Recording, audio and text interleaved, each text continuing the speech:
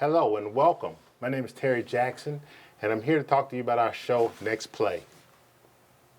Next Play is a partnership. We're a subsidiary of Battle Sports Academy, and our goal is to talk about sports and the intersection between athlete development and just really talking about prioritizing the development, the off-field stuff in sports. We love sports. Next Play is the why we talk about sports, the why we're here, and that's really to add something on to help young people to develop, to help young people to see beyond just let me play sports. It's about how do we help you reach all your potential off the field, and that's really why we're here, to help young people see and talk and discuss being your best off the field. So I got some great people here. We have great pillars of what we're going to be talking about, which is life skills, outreach, financial fitness, mental fitness, and branding. And those pillars and things that we do are here to develop you to be your best off the field, and more importantly, to help the world, because service to me is about giving back, and it's about developing skills through service. And the whole thing that we're trying to do is hey guys, I started someplace in life, and I was able to work hard and get to a mindset that allowed me to accomplish all my dreams. So we're going to be talking about mindsets. We're going to just really delve into what it's going to take you to be your best off the field.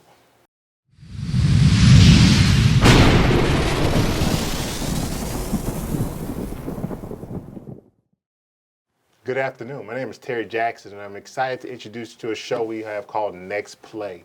Next Play is a show where we're going to be talking about a little bit about sports, but more importantly, we want to prioritize the off the field, life skills, mentorship, what it's going to take, the skills, the mindset, and all those things that make us to be our best off the field. It takes a look at excellence. How are you going to take one thing to the next? If you talk about next play, that just means like after you're done playing, what are we focusing on? So our whole life, we should be focusing on developing skills. And my name is Terry Jackson. I'm going to take you through a little journey of myself and how I got to that point. From Gainesville, Florida,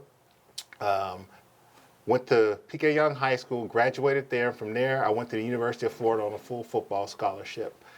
Won several SEC championships, won a national championship. And while I was there, I was also student body vice president. When I left the University of Florida, I was drafted by the 49ers, and I played there 7 years. And in that 7 years, I started several mentorship programs, some youth sports programs, and was always looking for what was I want to do when I finished playing. Because I knew at that time, no matter how great you are or how good you think you may be or even how sorry you are, there comes a time when you have to do something else. And that's why we started Next Play. I got some great people who we're going to be working with, and we focus on 4 pillars. That is mental fitness, financial fitness, branding, life skill, and outreach fitness. So we brought a whole bunch of great people, and we're bringing in great people to work with young people, old people alike, so student-athlete development never ends. And that's what we are, who we are, Next Play. So I'm going to let my partners here come and tell you a little bit about themselves and who they are. I'm Ellison Hubbard. I am a former athlete. I went to Grayson High School here in Georgia. Won a state championship in 2017. Not a lot of people get to do that. That was just huge to do. Went to Colorado State, played college football there from the years of 2017 to 2021. I did something that is now popular and transferred from my final and 6th year to Sam Houston State there in Huntsville, Texas. Played that final year, kind of went through the draft process that we will also just kind of mention and talk about. And I was able to go to Falcons local day here back in 2022, and I was just able to get that experience. Went up to Canada, did a preseason there, and then unfortunately football just kind of didn't go my way, which they will learn more about that, kind of how to process and that, and so far I'm just following the God's lead and seeing where my broadcasting career takes off. So. Hello, I'm James Hoyle, originally from Little Rock, Arkansas. Went to the prestigious Little Rock Central High School, Go Tigers, where my senior year I was the #2 percussionist in the state. So I ended up going to the University of Central Arkansas on a full music scholarship. Ended up getting my computer science degree on a music scholarship, and then started my career in business, which I've been in for 25, over 30 years now. So that's who I am. Excellent. Now we're going to talk a little bit about this program of Next Play. And guys, what made you guys passionate about the process of what you do next? You just mentioned you getting hurt. Mm-hmm. you to transitioning into business. What is that process like? Well, for me, it was more of, growing up in, a low-income neighborhood, low-income area, you look for those things that you can do, right, to get out of your situation. And since I wasn't the athlete that you guys were, I loved sports, but I knew sports wasn't going to be my calling. But growing up in church, being a musician, I felt a love for music, and I had a passion for music. So it's all about taking those things that you're passionate about and that you love to do and figuring out how to flip those into a career. Unfortunately, growing up where I grew up in Little Rock, Arkansas, or in the state of Arkansas, period, with a music degree, all you could do at that time was be a band director, right? Which I knew I didn't want to be a teacher. So I searched for those other things that I was passionate about, and it was technology. So I figured out a way. I went to a school that wouldn't force me to major in music, or at least they said they weren't at first, so that I could then focus on technology and work my way into a business career. Ellison? Yeah, I mean, it's a tough process, especially being young, just to be able to go from, I've been a football player for such a long time, and now it's kind of just come to an end. I didn't think it was going to end when I went up to Canada. I thought it was going to keep rolling. I was going to keep playing, get to the NFL, but I've always prepared myself for that, which I feel like is important for a lot of young athletes, is that the NFL is not always going to happen. It's definitely not going to be there. It's not for long is what we like to call it sometimes. So that transition, it was kind of tough, that 2023 year, just realizing that, man, that, football, in that fall, football is kind of just, at a standstill. And then still recently, you still think that you might have that chance in going back up to Canada, which I was waiting for that call in these last couple months, and that hasn't happened. So I'm still in that process of now it's my media career, but I kind of came to that understanding, and it just took a lot of faith and a lot of older people telling me, hey man, it's gonna be all right, and you already prepared yourself to be in that media, and that's kind of just the path and the focus and mindset I had. Next Play is a partner of BSA, that's Battle Sports Academy, which is a top 7-on-7 league based in Atlanta, Georgia, with girls flag football. But the why is Next Play, and that's development of young people, development of athletes to kind of reach their potential off the field, because that's really all that matters. I want you guys to discuss a little bit. We talked about those pillars, the financial fitness, mental fitness, branding, life skills, and outreach, about the importance that those situations taken in your life as a businessman and you as a former athlete and transitioning into commentating. How do those things prepare you to get and to learn, and how important those 4 pillars are?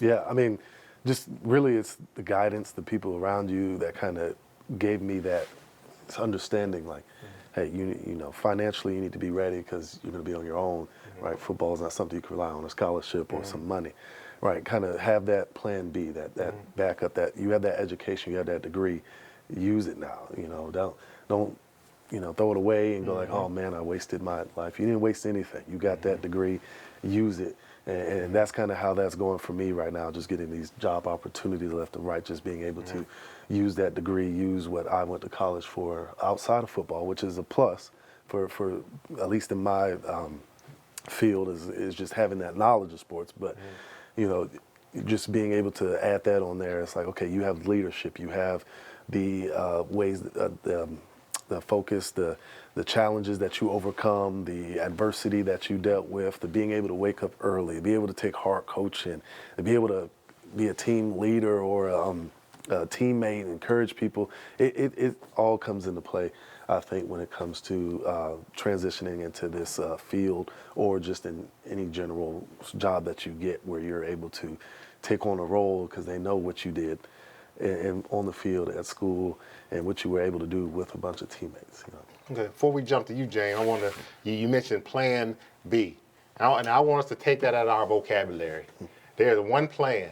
It's Plan A. Yeah. That's to develop all these type of skills, and we say that thing because like it's a backup. Because like I said, regardless of what you do, how great we are, you can play 10, 20 years, whether it's pro sports, even if you do esports like I do now.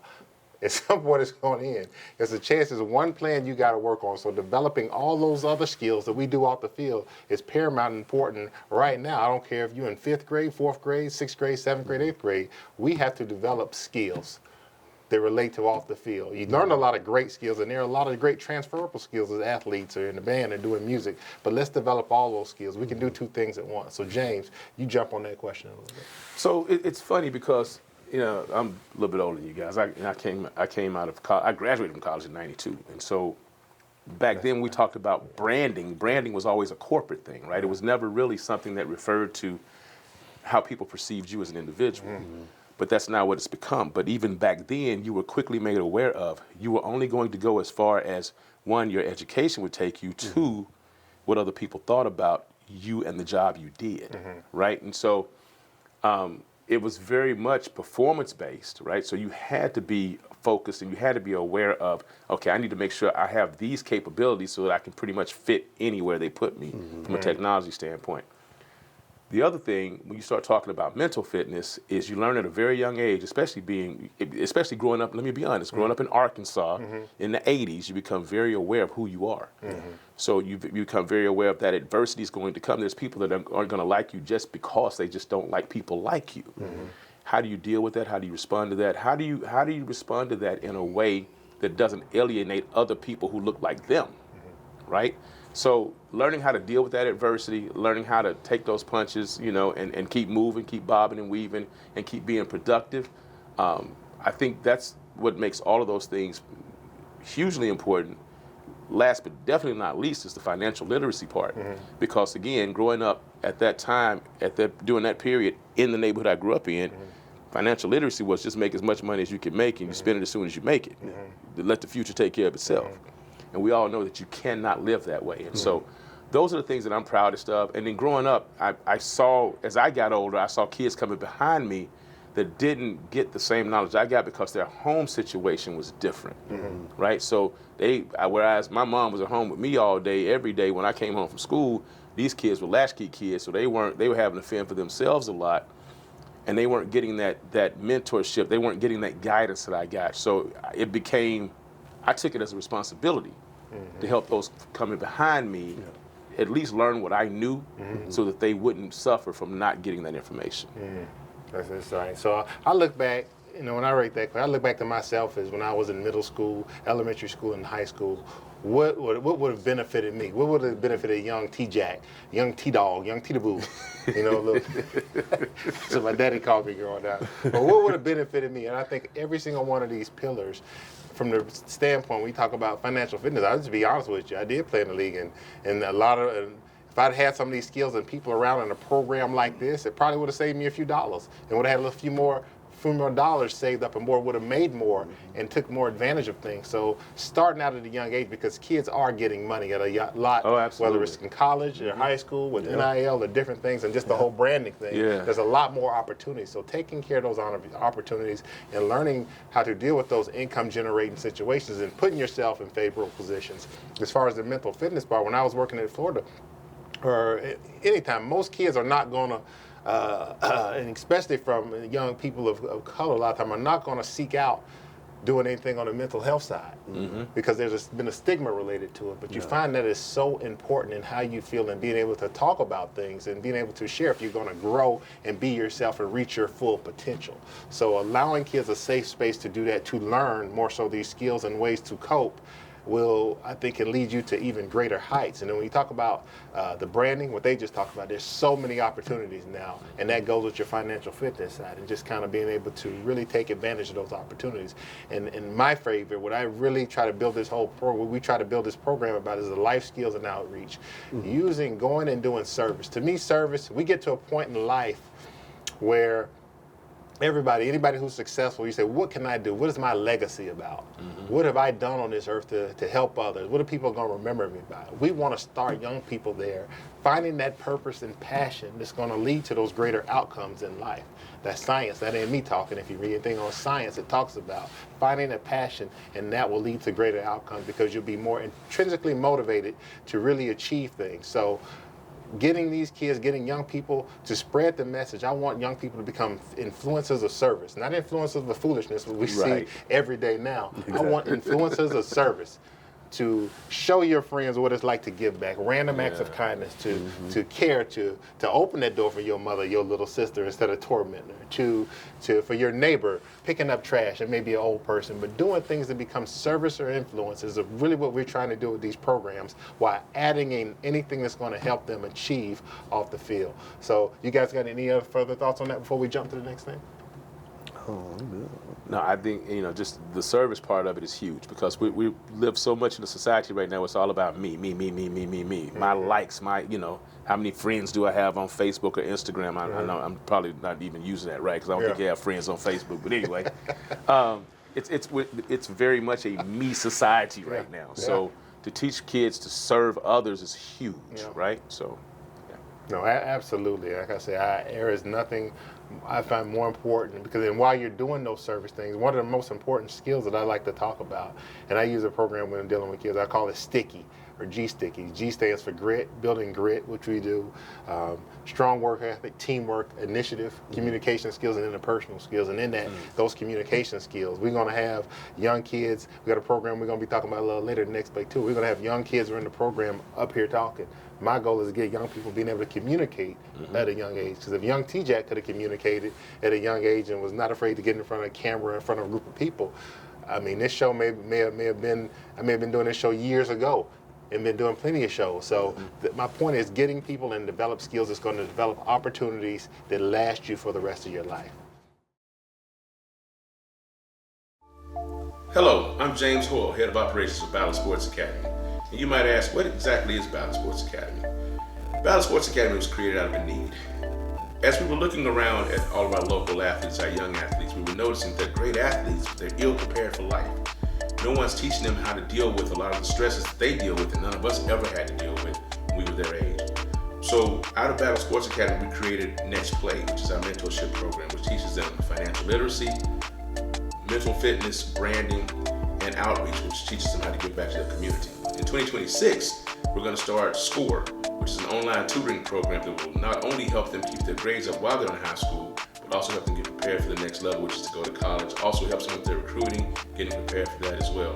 We also have a youth coalition, which is put in place to bring some organization and some order to some other youth sports like the 7-on-7s right now, because we want to make sure that these kids, that the right image of these kids is what's portrayed, as opposed to the image that a lot of the media wants to show up. And we want to show them in their best light. And we want to teach them how to be viewed in their best light. So that's what overall Battle Sports Academy is all about. We're here to not just make these kids better athletes, but to make them better people.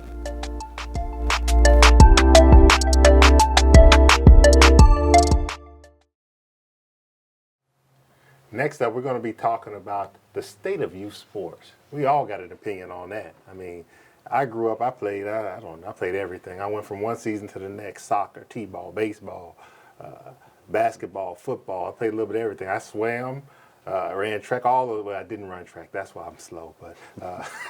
But we're going to talk about all these things and the issues that are facing youth sports. Every day you read an article where there's parents fighting, kids fighting, or something going on in youth sports.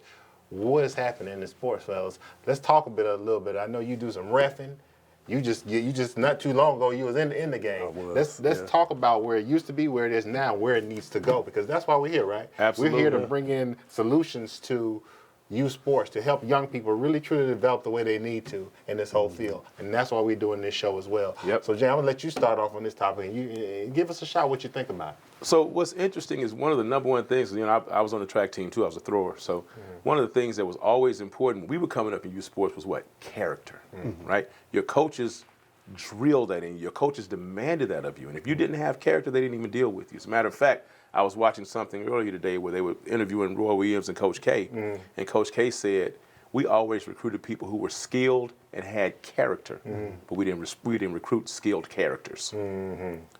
So they both said they went into a kid's home and they noticed, they always examined a kid's relationship with his mother to see what type of character the kid might have. And they said they went to this kid's home, he snapped at his mother twice, they got up and walked out and said, no, we can't deal with this. But that's the world we live in now, whereas we were taught to have a certain level of respect for adults and for our coaches. Again, like I said before, it's a me. Look at me on Instagram. Look at my feed. Look at my channel. It's me. You got to see me. and the character part is fading away. So along with that, because now these kids in high school are making more money than their parents because they've got NILs now, right? We were talking a couple of weeks ago, even college athletes, the whole mentality of the college athlete even has changed right now. I mean, and you can see that, you can see how their development as a youth is transitioning into them as a college athlete, because now nobody wants to compete anymore. If somebody else is coming into my position, you know what? Boom, let me just jump in the portal and get out. Not that the portal's a bad thing, because there are some really great opportunities for a lot of people who need them in the portal. But you've got some quarterbacks out there in 5 years play for 5 teams because they just didn't want to compete. So we're raising a generation of kids who are self-centered, don't want to compete, and have a lack of respect. And that's a bad mixture for youth sports. Nelson, what are your thoughts on that? But also, as you talk about that, and I want you to come back to it a little bit, solutions. As you talk about the issues and your view on youth sports, also start mixing some solutions. What do you see as solutions to these issues that we're talking about? Yeah, and I like what you mentioned, the portal and kind of just the character of the young kids nowadays. I think of it as they really did lose their work ethic. I don't think they want to work hard anymore. Like we said, the money's involved, and now, oh, well, I can just go to this school now, and maybe they'll give me more money because you're not doing it. But when it starts when we're young, and it's not just the kids, it's the parents that don't. Oh, my son's not playing, well, we're going to go to this school. Grayson High School is overpopulated with a bunch of kids that, oh, I'm going to go play here because they're going to win, and I think I can get on the field, this, that, and the other. But are you trying to work to get on this field, or are you just going off of Entitlement? Yeah. Oh, I'm this good. Yeah. I'm better at this school, and we suck. I'm gonna just go to Grayson, and now we got 80 kids over here trying to fight. Oh, you're not playing me, whatever the case may be. I'm just gonna leave again. That transfers into college. Now it's like, oh, this happened to me in high school. This is all I know, and I'm just gonna leave, right? And you don't build a connection with anybody, any coaches, any players. And I know coaches, they got their own thing where they up and leave, but again, you're not building any friendships. You're not building that work ethic character where it's like, okay, I see he's working and he's going to push me like I push him, that type of thing. I think a solution is, one, when we're young, our parents got to understand, hey, you have to work. My dad did that to me. You have to work to get what you want. You want to be great. You want to be this best D lineman. You're going to this training. Well, use that skill and outshine on the guys you're already going against that practice every day.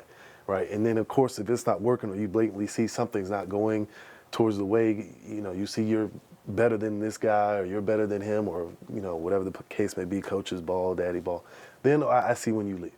But if that's not happening, and you're just like, oh my God, my son's not getting in, and you're not trying to see the problem, is it your son? Does he think he's better than everybody, but he's not proving it?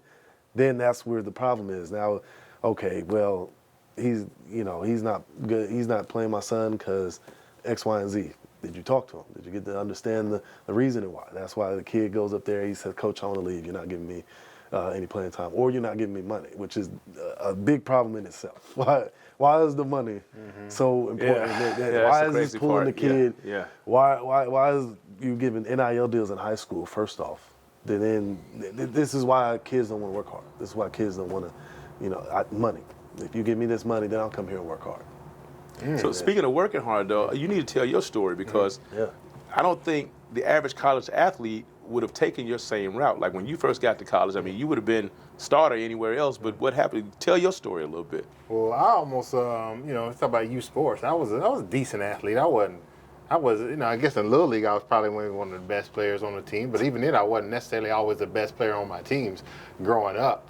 But it was a process. I was a day away from going to almost signing with Duke University because I wanted to. I didn't want to. I wanted to get on the University of Florida. My mom went to the University of Florida. My dad went to the university. He was one of the first 2 black football players to play at the University of Florida. So I wanted to go to the University of Florida. My brother was on the team. He was a receiver at the University of Florida at the time. So that's where I wanted to go. That was my heart. But they thought I was a pretty marginal athlete. Coach Spurrier said, Terry, we like you, but we got a bunch of fast guys on the team. A lot of guys run 4.3. I don't know what you run. I'm probably like a 4.8, 4. Now, who knows what I run? This day and age, I never would have got recruited by Florida because everybody knew what you run. Right. But, I had faith in myself and belief in myself, and like the day before signing day, they, Coach Zook called back and said, we finally found a scholarship for you, and I ended up going to the University of Florida, and it was like, I don't care about how good you think these people are. I mean, I think I'm me, and I want to outwork anybody, and it comes down to if you talk about that work ethic that you guys talked about, and just believing in yourself more than anything. Right. Like I grew up, I was at an event the other day with my dad, and we were honoring my dad, him and Leonard George as being the two first blacks, and I said, the greatest lesson he ever taught me was the confidence and believe that you can do anything, and you can accomplish anything, and nobody, you the baddest man alive. If you put the work in, you the baddest man alive, and that's what I would say the solution is just believing in yourself and understanding that if you put the work in, you can accomplish anything. Now, I want to pivot and talk about these the jits. These young, that's what they say, jits. Yeah, they call them jit. Right. What you call them? But talking about like on their side, they live up in the time. We got to acknowledge that they're living in a time and dealing with stuff that in a million years we couldn't have thought we would be at a place like this. Right. With social media and the pressures of social media and even having the opportunity to make money while you're in middle school. I mean, we made money with you cutting the yard or you doing other than that, how you gonna make money? Exactly. So they're living at an exciting, scary time. Yeah. So I think we must acknowledge that, and how do we get around that? And my thought is we got to merge all those things and incentivize, even with the parents, because you ask yourself too, both of you mentioned, is it the kids or is it the parents? A little bit of both. Parents want to live through the kids. They didn't accomplish what they wanted. Now you got them want to live through their kids, and then giving them that pressure on the top of the social pressures that they're facing. Mm-hmm. And I think talk a little bit about, what we're doing at Next Play and Battle Sports Academy, and how you see solutions to how we merge those things to give the incentive to have that work ethic. Right. Well, the thing you realize the quickest is that people in general, you don't know what you don't know. Mm-hmm. Right? So you think about a situation where you got this kid who's a, 5-star athlete at home, single mom. Mom was never really an athlete, so she doesn't know what it means. She just knows she's got a 5-star football player in her house, which means my kid's gonna go to Alabama. He's gonna get the bag, right? He's gonna get this NIL. If he goes to Alabama, he goes to Clemson, he goes to Florida. He's gonna get an NIL. We can live better, right? So the cool thing about Next Play is we're not just educating the kids, we're educating the parents as well. Yeah. To help those parents become more literate about the opportunities their kids are about to have, and helping them learn how to shepherd their kids through those opportunities so that they can make the most of it and they don't blow it and they don't end up in a worse situation than they are right now. Because I think that's very important for parents to understand and to learn that, hey, yeah, he got an NIL now, but guess what? In April, tax man cometh, right? So don't spend that whole check right now because, come April, you're going to have some problems if you do. So we're educating the parents as well as the kids, hoping that as a package, and that's why the crazy part about it, that's why we ask for parental commitment first before we even put the kids in the program. Because we have to have the parents be engaged. Yeah. You can't just come drop your kids off at Next Play. Because we need for you to know what we're teaching them so you can reinforce it at home, right? And it's that teamwork. We got to work together to build this kid up. It's not just drop him off in Next Play, we make him a better person instantly. No, we've got to help you help him while we help him as well, or her, right? Awesome. He talked about engagement. You grew up in a different era than we did with your girl. You have the pressures of social media. You even got social media. You got computers. We didn't have cell phones. Right. So the point of it, talk a little bit about the challenge of creating engagement and getting a young person to engage when you got 24 access on your phones. Yeah. How do you talk about the challenges of solving those challenges?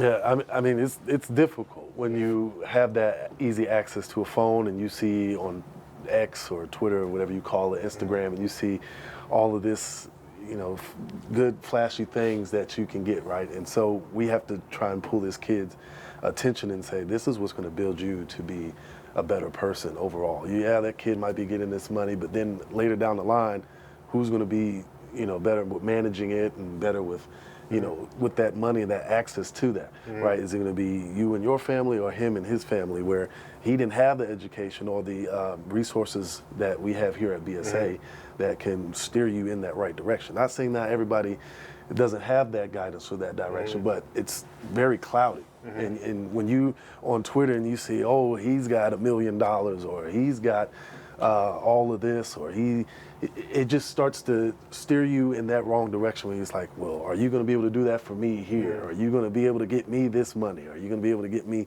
this? Well, that's not what we're here to do. We're not here to get you money. That's not what you should be looking for, period, when you're trying to help your son, your daughter to be the best as an athlete. You want to help them so when that opportunity does come, when that money does come, then we're here to, promote your child or kind of put them out there, and then people can see, oh, okay, he's getting this money, he's doing it right way, and now these colleges want him, left, right, whatever the case may be. Instead of, now I'm struggling because this school dropped me because I asked for too much money, or what am I getting? It's just so much that comes into play when you get help from other people that want to help you rather than somebody who's probably going to use you for their money or for your son's money that he's going to gain. That's what we're engagement. That's what we're doing here at BSA and here with Next Play, is to get you moving forward with any opportunities like this, so that you know what to do, like they said, right? And then again, when we engage with you, it's to actually help you because we care. We're not, I see a lot of people who, you're on your own, or we trying to take this money. Question: how do you compete? Because there's plenty of sports organizations. Everybody got a sports organization. It's a 7-on-7 league, youth sports, AAU, whatever sport it is, the travel leagues. There's so many. As a parent, as a child, how do you pick which league you go to, number one, what you're going to choose? And as someone that's a BSA and next, how do you compete to get those kids when you got people who are willing to give you money just to go play, not to worry about those other things? Or the flash of a parent, shoot, I can get my kid money right now, and not putting all your focus and apples towards that direction versus really truly developing. How do you, in your view, how do you deal and navigate that? It's hard. It's hard because as a parent, you do have those parents who care about their children being well-rounded, right? But the great majority care about them getting that bag, right? So and I have to say, Ellison, I commend your generation, because I can't imagine what it feels like to have to worry about, tens of thousands of people having an opinion about you. Yeah. We came up, it's like, people in your county, in your state might have an opinion about you, but the people all around the world, not only having an opinion, but having a way to voice it where you see it. Yeah.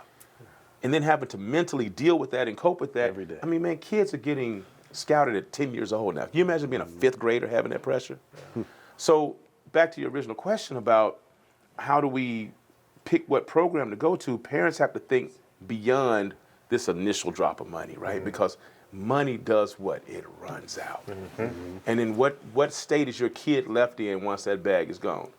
Did that bag ruin his outcomes for everything else or other opportunities, right? Other people looking at that saying, hey, I can't afford him, right? And to the point where he's no longer getting that attention he was getting for his skills. So what I encourage parents to do is to find a program that cares more than just about the athlete. They care about the person and helping the person develop. I love it, and I think you hit the nail in my view, the nail on the coffin, as you say, long term. Everybody thinking short term. We must think long term, and long term development leads to greater outcomes. It leads to greater, even while these kids, but the pressures they're facing, you gotta have a long term view on your life. And when you do that, whether that's with finances, mental health, it's what they say, it's a marathon. It ain't a sprint. It's not a sprint. And when you think long term and you think as collectively as a group, our job is I think as parents and adults as leadership is to help each kid build their brand, build who they are, develop themselves. Because if you're focusing on developing what you're doing online, what you're putting online, that's looked at by everybody. College scouts, pro teams, they go look at your whole life.